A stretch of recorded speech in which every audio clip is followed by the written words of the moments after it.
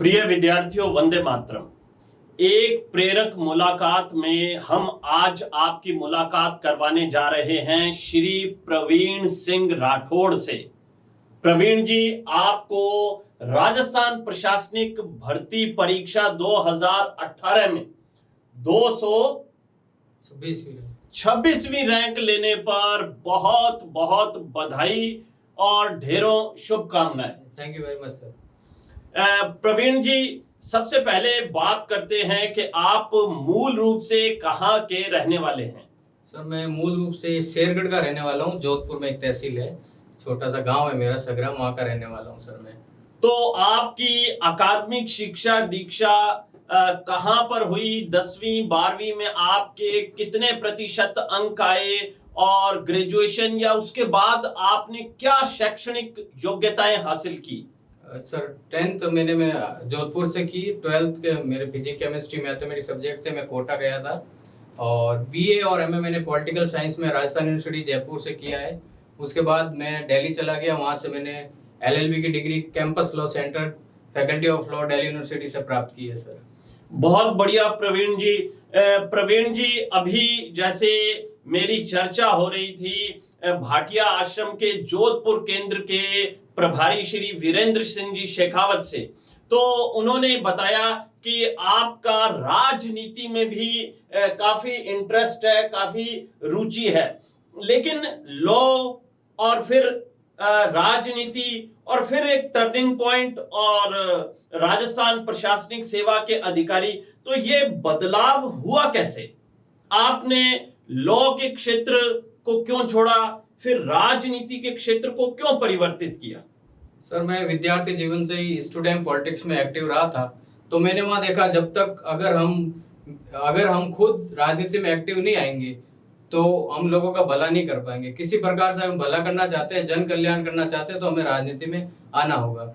लेकिन जब ये धीरे धीरे जब मैं राजनीति में आया और स्टूडेंट पॉलिटिक्स, पंचायत इलेक्शन, इसमें मैंने पार्टिसिपेट किया, अपने प्रधान election, member of parliament election, MLA election, फिर मेरे को लगा कि अगर जन सेवा है वो हम एक राजस्थान प्रशासनिक सेवा या सिविल सेवा में जाके भी कर सकते हैं। तो मैंने ये रास्ता चुना कि अंतिम स्थान पे जो व्यक्ति बैठा है उसकी अगर हमको सेवा करनी है तो ये एक बहुत अच्छा माध्यम है। और फिर मुझे जोधपुर से प्रेरणा मिली कि भाटिया आश्रम, सर आपके बारे में मुझे पता लगा, मेरे को बहुत ही अच्छा लगा सर।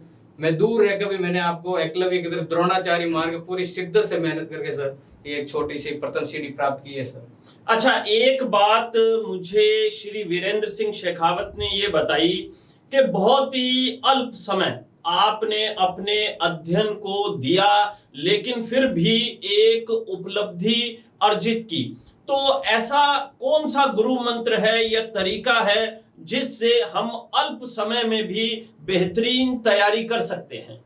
सर, मेरी सफलता का 2 ही सूत्र थे। सबसे पहले मैं सिलेबस को पूरी तरह से गो थ्रू किया, मैंने हर पॉइंट को अच्छे से पढ़ा है, चाहे ऑथेंटिक बुक हो, चाहे भाटिया आश्रम की टेस्ट सीरीज हो या और कोई ऑथेंटिक बुक हो।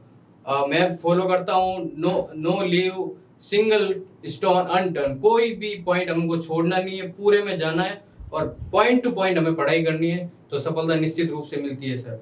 बिल्कुल विद्यार्थियों, मेरा भी ये मानना है कि एक बड़ा सूत्र श्री प्रवीण सिंह राठौड़ ने हमें बताया है कि पाठ्यक्रम को सामने रखें और उसके हर बिंदु का अध्ययन करें। किसी भी बिंदु को आपने छोड़ना नहीं है। अगर किसी बिंदु पर आपको विस्तार से जानकारी नहीं है तो भी उसका बेसिक कॉन्सेप्ट आपको बिल्कुल क्लियर होना चाहिए। प्रवीण जी, आपकी मार्कशीट देखते हैं, अंक आपके कितने कितने आए, आप ही स्वयं अपने श्रीमुख से हमारे विद्यार्थियों को बता दीजिए। जनरल स्टडी फर्स्ट में मेरे 100 मार्क्स है, जनरल स्टडी सेकंड में मेरे 107 मार्क्स है, जनरल स्टडी थर्ड जो पेपर है उसमें 93.75 मार्क्स है, और जो फोर्थ पेपर हिंदी और जनरल इंग्लिश का होता है उसमें 103 मार्क्स है। टोटल मेरे 403.75 मार्क्स है। बहुत ही शानदार, यानी कि मुख्य परीक्षा में आपको 403.75 अंक प्राप्त हुए। जी सर। और साक्षात्कार में साक्षात्कार में मेरा थोड़े अच्छा ही हुआ था, लेकिन 50 मार्क्स मेरे को मिले, जो मैं समझता हूँ मेरी उम्मीद से कम है सर। आपकी उम्मीद से कम मात्र 50 ही अंक साक्षात्कार में आपको मिले, लेकिन मुख्य परीक्षा में आपके अंक बेहद शानदार थे, इसलिए कुल 453.75 अंक हो गए और इस वजह से आपकी रैंक रही 226वीं।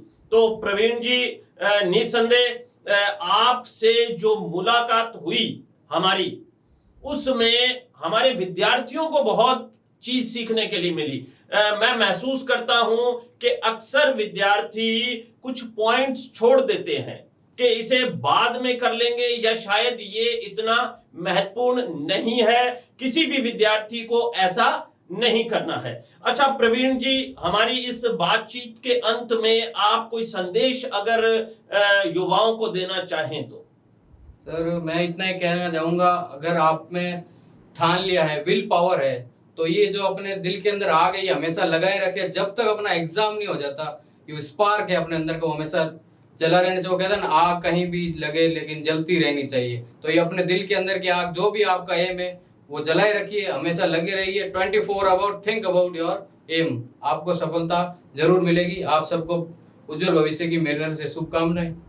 तो प्रवीण जी ने कहा कि अपने भीतर एक चिंगारी को सदैव उत्पन्न रखिए और वो चिंगारी है लक्ष्य को प्राप्त करने की। तो प्रवीण जी बहुत बहुत धन्यवाद। जय हिंद, जय भारत, जय राजस्थान।